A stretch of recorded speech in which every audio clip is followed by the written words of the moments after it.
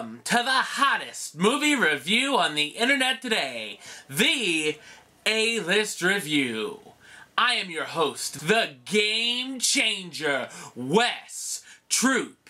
And today we continue a little ditty called Animated April, which I've been reviewing some animated films of yesteryear and of today. Today we're going to look back at an old school animated film. Ladies and gentlemen, I think this is the oldest film I've reviewed so far. 1953's animated family adventure, Peter Pan. And hold to the stars beyond the blue.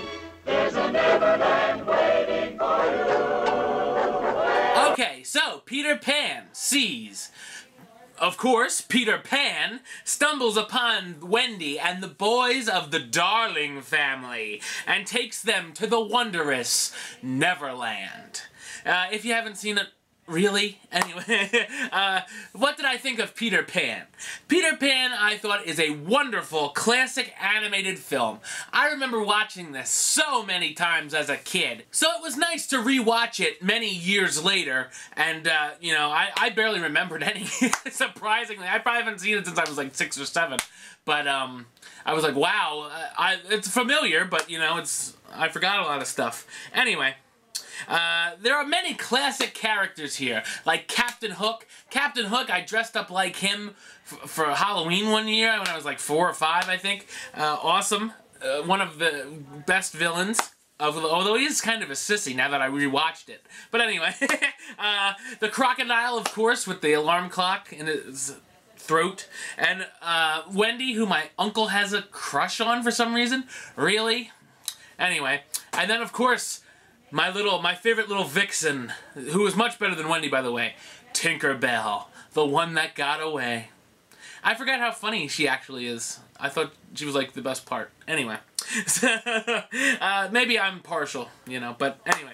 You can tell this film was shot back in the day because it's not what we would call, in this generation, as politically correct. You know, like with the Indians, why do they call you Redskins? It's like, what? Really? And you never thought of that as a kid. It was like, oh wow, that's kind of racist. Anyway, but a lot of movies back in the day are like that. Look at Song of the South. Oh, yeah. Anyway. Other than that, I thought the story is heartwarming and it's funny at the same time. I mean, you're gonna laugh at this. It's gotten slack for being one of the kiddier Disney films out there, but I believe it's underrated and it doesn't get enough credit. The voice cast here is good. Bobby Driscoll plays Peter Pan himself. Catherine Beaumont as Wendy. Hans, I'm gonna totally screw this up. Conried, okay, that wasn't too hard. Don't worry, as Captain Hook. And Bill Thompson as Mr. Smee.